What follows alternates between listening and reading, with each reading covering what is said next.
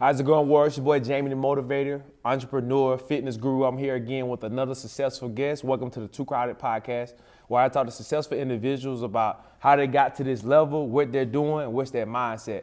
Kevin, man, I thank you for coming on to the show. Thank you for inviting us out to your business. The first time I visited, I was impressed just by the art that was here, the environment, how inviting the staff was. And just to see somebody in Black excellence as an entrepreneur was excited for myself. So I thank you, man. Hey, man, it's an honor to be on your show. Thank you guys for coming, and thank you for patronizing us. And that's what we do. We strive to provide great customer service and more than anything, an experience for all of our customers that come through. Absolutely. So for the world who may not know you, who you are and how did you get to this industry? My name's Kevin Harris, originally from Louisiana. Most of my family lives in New Orleans. Been in Atlanta about 30 years. My wife and I actually attended a sip and paint dating. We were double dating 5, 6, 7 years ago, and kind of twisted my arm to come to one of these. I reluctantly went. And after going, we actually had a pretty good time. So when we left out, my wife looked at me and she said, I think we can do that. And we were thinking the same thing. So after a second trip there, and I had a pretty good time, I'm in there the second time with my calculator. And I'm like, man, there's a lot of people in here and everybody's having a good time. So we basically went home, started doing some research, and the rest is history. Absolutely. So for me, I love that type of entrepreneur story because it's nothing like something you love to do or something you have fun doing. Right. How rewarding has that been just in these last 7 years? Well, for us, we have several businesses. We've had businesses. This has been by far the most rewarding thing in the sense that you get to meet a whole new group of people every single weekend. Absolutely. We do private events through the week. We also do mobile paint and sips where we travel to wherever you are. We've been as far as Alabama, Tennessee, all the way down to LaGrange, Georgia. But to sit in here and see the smiles of the customers and know that for that moment, for those 2 or 3 hours that you've provided some joy in their life, of course, whether it be fun or something just that relaxed them and it took their mind off of whatever worries they had throughout that week, is probably one of the most rewarding things I've ever been involved in. Even for our staff that works here, we try to create an environment of just, it's not a job. You just come in here to have fun. And it's kind of like family. It's like family, mm-hmm. and they're artists. So for them, it's twofold for them because they're able to come to work and do something that they're passionate about. And as you know, you hear people talk about it. It can't be about the money. Of course. You want to find something that you can do that you enjoy doing. Because once you find something that you enjoy doing, it doesn't feel like work anymore. Yeah, everything else is just extra. Everything else is just extra. The money will come. We have, even during COVID, our sales have increased. We've had our best year to date last year.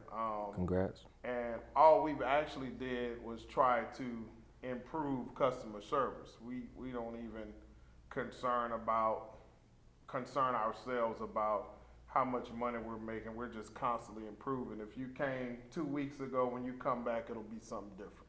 That's good. So obviously, you came into this space by being passionate and being motivated as a customer. And then that kind of propelled you to, want to get into the industry. What has your past looked like to kind of get you to that place? Because I know you didn't just wake up 7 years ago and became an entrepreneur. Right. What does that journey look like for you? I think for myself as well as my wife, we both have always, one of the things that motivated us was being entrepreneurs. And it's not for everybody. I think the freedom that being an entrepreneur, the freedom that you get from being able to put yourself in a position where you can wake up in the morning when you get through sleeping. Right. Go to bed at night when you want to go to bed. Create your own schedule. Provide opportunities for others. I think when you see yourself in a position where you're writing checks for other people, that's a great feeling because you're giving other people avenues, the mentoring of other people to help them be successful in whatever they want to do. We have one simple rule, and that is always be on time. When you told me what time it was, you'll never have to worry about me being late. I'm gonna be here early. Wow. My ultimate goal, I've always been pretty competitive, so I have these competitive juices that still kind of flow in the sense that ultimately I'm trying to beat you. Not in the sense that we're competing against anything. It's just that if you said be here at 12, I'm probably gonna be here at 11:30 because I'm like, well, Jamie's coming. I need to beat him there. And Absolutely. That's just how we are. We're gonna always strive to be first. We're gonna strive to be early, and beat some of the stereotypes that we have. Yeah, because as being Black excellence, we're not just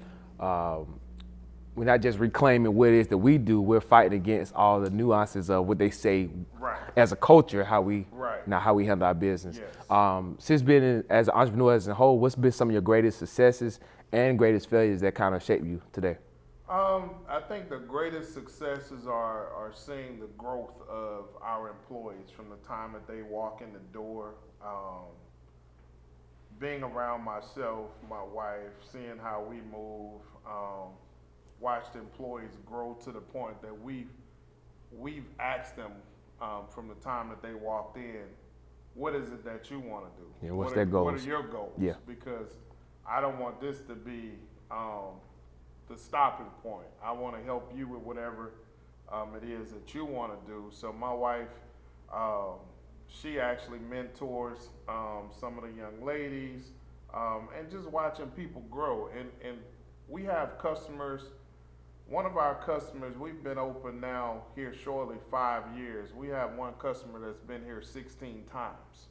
So for us to see customers who have bought in and are constantly coming back tells us that we're doing something right. Absolutely. And that's a joy.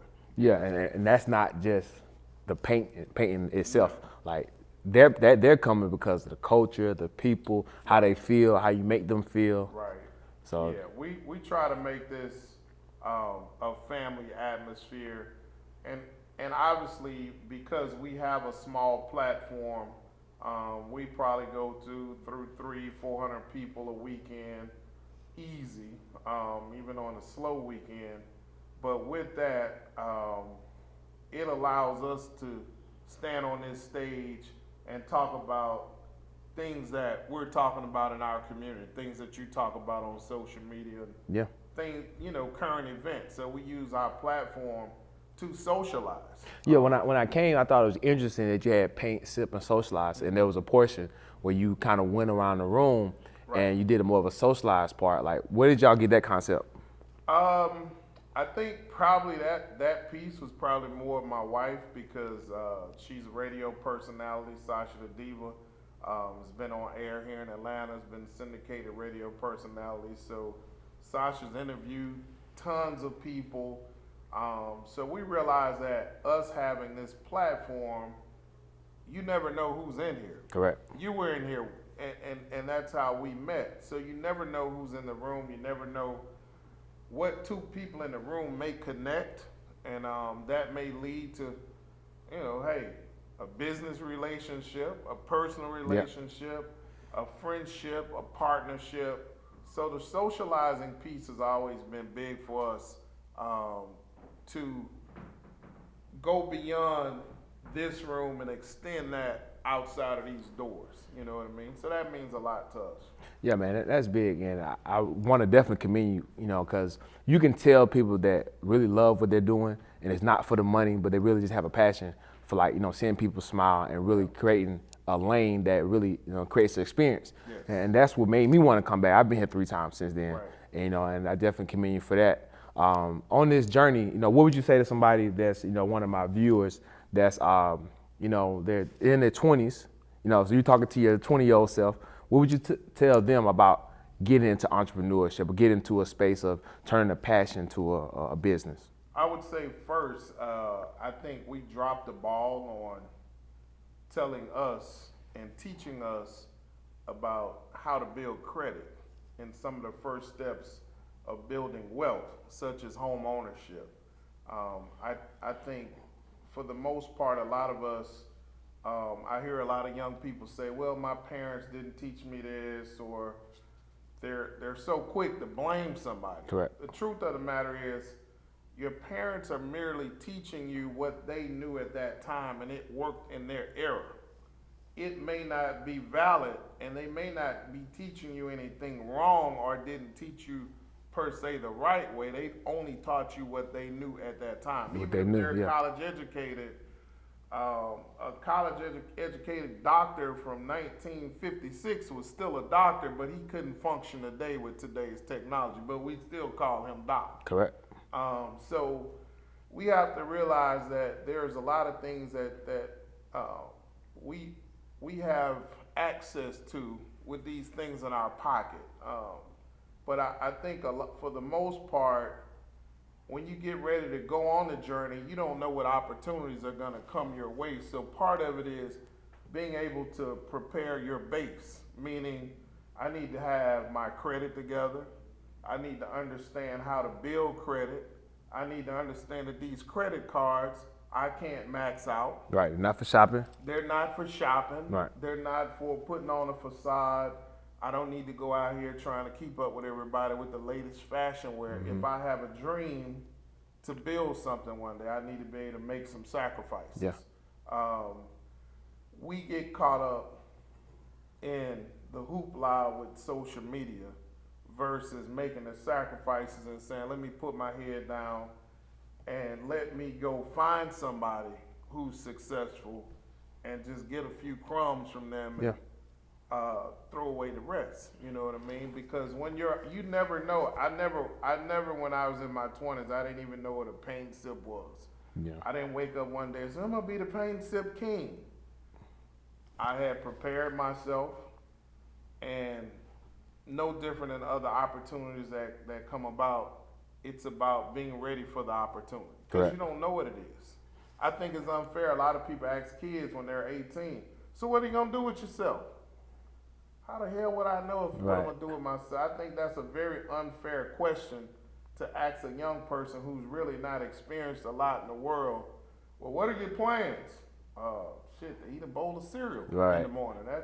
That's my plans right now. You know what I mean? So we just have to do a better job of getting ready. Yeah. Getting ready for whatever may come. Yeah, so essentially it sounds like, being exposed and then finding mentorship.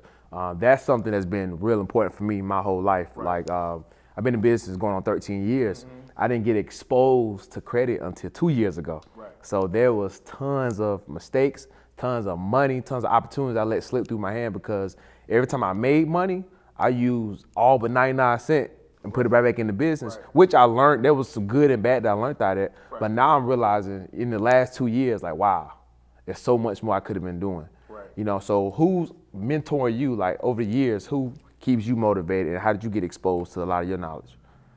Ooh, man, that's a great question. A long list of people. Yeah. I think just looking back, I can't specifically tell one you person? one person. Yeah. I can tell you that I was always a guy who had older friends. So I typically sat back and did more listening than talking. Correct. And it afforded me the opportunity to make some moves early on in life. The best thing I can tell you that I probably did was bought a home. I bought my first house at 23 and sold that house and made $20,000. But from there, you just continue to grow. Being married, being in a relationship with the right person in your life to support you is a big is a big step. Yeah. Not that you can't do it alone, but having the right support in your life And stability. is great because that person keeps you grounded. My wife and I now you hear people talk about partnerships and collaborations and things like that. I haven't had great experiences with partnerships because typically when I've partnered with somebody, they're usually the one not bringing a whole lot to the table. Yeah. You're doing all the work. And so as soon as all the money comes in, they want half the money. Something you just said was, well, when we make money, part of that money goes back into the business. Yeah. It's not a 50-50 split. It's a 50 goes back into the business at the most, Yeah. at the bare minimum, and then maybe we split the other 50, but there's no way we're splitting the whole 50% of the profit. Really, it's 50, and then we split 25. Yeah, we split in Because 25. we need 25 to go X, Back- Y, and Z. Yeah. So you got all kinds of other little expenditures, but to expect that we're gonna split the whole profit, that has never really worked for me. It's taken me a little more time because I've enjoyed taking it slower, The journey. and doing things myself, and learning how to do things, even things as small as marketing, social media, and having the time to do that myself versus paying somebody. I don't mind paying somebody, but I'd rather learn it myself and then pass it on. Yeah, and at the end of the day, nobody's going to speak on your business as good as you. Nobody's going to take their time with it as good as you. Right. And the best, form of marketing is referral marketing. Right. And if there's anything outside of that, then that's an extra. Right. And I contribute the same way for myself. Like over the years, I had to learn how to be in the guerrilla market. Right. So I was like my own street team. At one point I was telling people I was a part of a franchise. And the franchise was out in New York or something. Right. Because I had the company truck, I had the look and the name tags. So that right there kind of allowed me to have the platform where I can go out here and move and be a street team by myself. Right. So the next thing I have for you is, what would you contribute, like your top 5 success principles for the viewers here at home? For me, I'll go real fast. I contribute working out is definitely one. Prayer life is 2, because on this journey, every single day is a new day, and it's like you waver in your faith. The third thing is keeping my circle small. That's been always important for me. Like I'm associated with so many people. So many people know my name. Right. I can go into a building and see 2, 3, 4 people everywhere I go. I got 2 friends. Right. 2 friends. The fourth is, I save more than 20, 30%. I say that's on top. And then the last thing I would just say is just being determined. That really, because life doesn't hit you. You don't just wait until it hits you. It's going to hit you. Right. And when it hits you, like how you going to maneuver through it.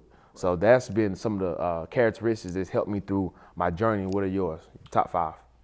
Top 5, I think, first and foremost is staying humble.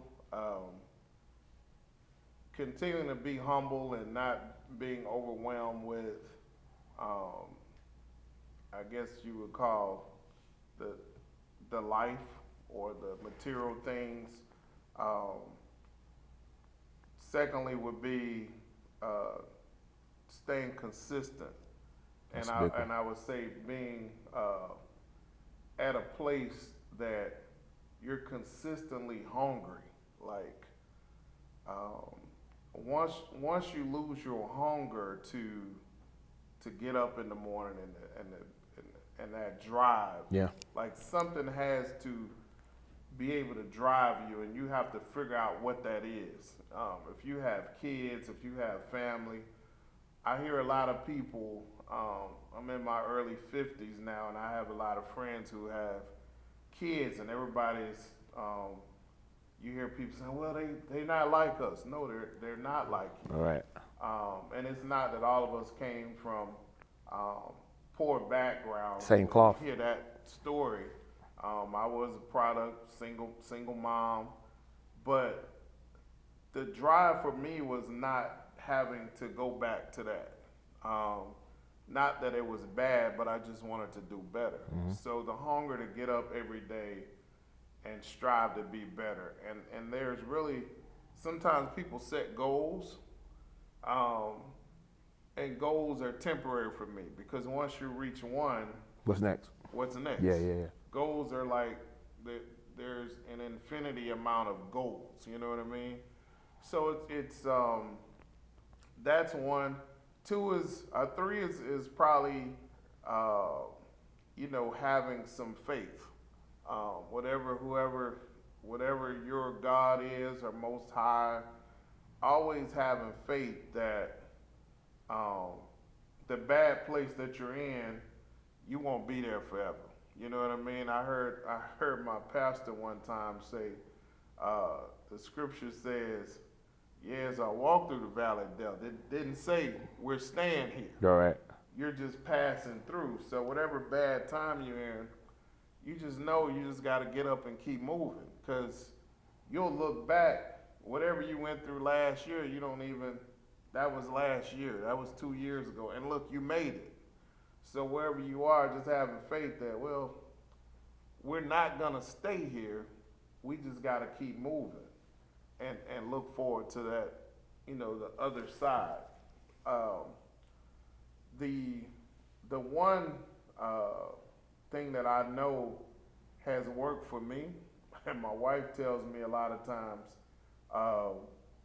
that I'm real cold. Right. But you hear people talk about cutting people off. I don't necessarily cut people off. They cut themselves off. That's exactly what I was thinking. You have to keep your circle tight. You have to keep your circle close, and you have to figure out who you're gonna share information with. Like, you'll hear people say, "Well, don't tell nobody your plans until." Well, no, I want to talk. I need to bounce this off somebody. Yeah, you gotta get it outside your mouth. Yeah, I need to bounce my ideas off of my closest friends to see if this makes sense, or whomever my mentor is. That doesn't mean I'm about to blast it on social media. Right. But you do need to keep your close circle of friends that are your true ride or dies. I have cut some people off that I felt like they were in the circle just to Absorb information. Yep. I was their source of free counseling. Yep. My wife charges $400 or $500 just to speak to somebody for an hour. She was like, "You can go talk to Kevin. He's a little bit more lenient than me with that." Right. So I don't mind sharing information with people. But when it comes to my immediate circle, it's really close, and some of them go all the way back to middle school. You know what I mean? That's longevity. That's big. Longevity. And last but not least, man, is probably my rock, which is my wife, and a person who is always pushing me to pushing and allows me to lead the family and lead our businesses and things like that. But without her, she gives me the ability to dream. My wife will put something out there, and I'll say, "Man, you know what? I'm gonna make that happen for her." My kids, another inspiration. My kids they're grown now, but I know they're watching, and Daddy has set a bar for them where the expectations are high. Correct. And they've always been high. So I know that my kids are always watching how Daddy moves, and so I want to always make sure that we're moving in a direction that they know the bar is high, and you've got some level of something to look at. Yeah, expectation. Yeah. This is where we should be. In my mind, I'm hoping they surpass everything we've done. Correct. You know what I mean? It's just a stepping stone. Stepping stone. So the last thing I have is I'm a young black man, growing, building, in 30, 40 seconds. And I know it's a lot deeper, but what would you say to somebody in my caliber that's looking to build that foundation as far as love and relationship, while you build it. Because a lot of successful people will say that you need to be by yourself while you're on that journey. Then a lot of successful people say, well, you need somebody right next to you while you're on that journey. So it's kind of like finding that middle ground for what works for you. Man, that's a great question. Yeah. And that is actually a question that nobody can tell you the answer to, because there are a lot of successful people depending on what you do. Like some people travel, their career requires that they travel.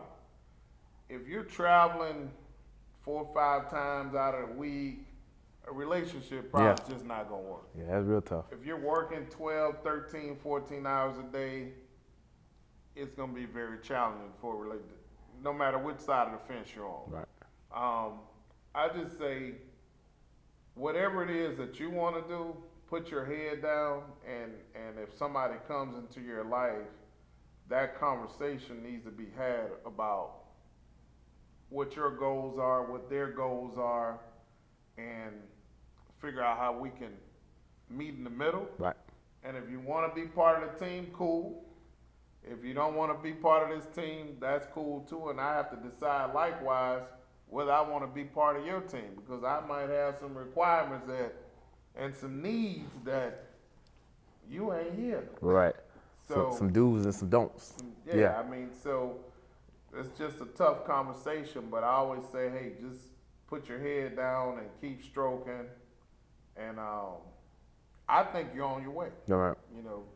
I think even for yourself, I think, from what I know of you, man, you're doing swell. And anybody out there that's even looking to do what you do, I think right now you're even a great role model and inspiration to a lot of people that are out there trying to do what you do. So just keep grinding, and that right person, they'll be there to support you, and if they're not, you do it solo. Until it happens, yeah. So I like to end every interview off with a quote that what it means to me, and then what it means to the guest. So what I have today is, in science they call it energy. In the streets they call it vibe. In faith they call it intuition. Whatever spectrum you looking at it from, you got to get grinding, and you got to push through, and you got to figure out what works for you. Absolutely. What are one of your quotes or mantras? What does it mean to you? I think for me, my day is simply outwork and be better than yesterday. And my grind is always going to be temporary. I hear people talk about the grind. The grind can't be every day. Like, we're not put on earth to grind the entire time we're here. There has to be, grind needs to come in seasons and in phases. There's a time to grind. It's like you're a trainer. Right. What do we have to allow the muscles to do? Rest. The muscles have to rest. So I look at life and being on a journey of being an entrepreneur the same way. And at some point you have to sit down, and for as much as you work these muscles, your mental has to be in the same place. So whether that's spiritual or whatever that is for you that causes you to get into your quiet place, you need to be able to get into that quiet place so that there is some balance in your life. The biggest way to fail is to burn out. You never want to burn yourself out, but you want to stay consistent. Grinding is not a way of life. It's not sustainable. It's not sustainable. It is a phase that we have to go through. The best analogy I can give you is when a plane takes off, to get that plane off the ground, that is the grind. Once that plane gets at a cruising altitude, you'll hear the pilot say, we're going to open this thing up. Because we're at a cruising altitude, but it's smooth from here. Right. But we can't grind the whole time. That's not how that works. So for me, it's just every day making progress. When I wake up today doing this interview with you is progress. Yeah. You know, it's an honor to be here and sit and talk to you and meet the team, but it's a day of progress for me. Man, I love it. I love it. Thank Hey, you, man, brother. I appreciate it, man. Yes, sir. I'm excited. I can't wait to play this back. As always, I thank you, viewers. I hope you taking your notes. Hope you excited, just like I'm excited. If you don't do anything, make sure you check out Paint, Sip, and Socialize. Come here. They're real known for the trap painting. You know, right now, if you want to come do different things, this is definitely a place to go. I also got a video on them, so look out for that. But as always, I'll meet you at the top because the bottom is too crowded.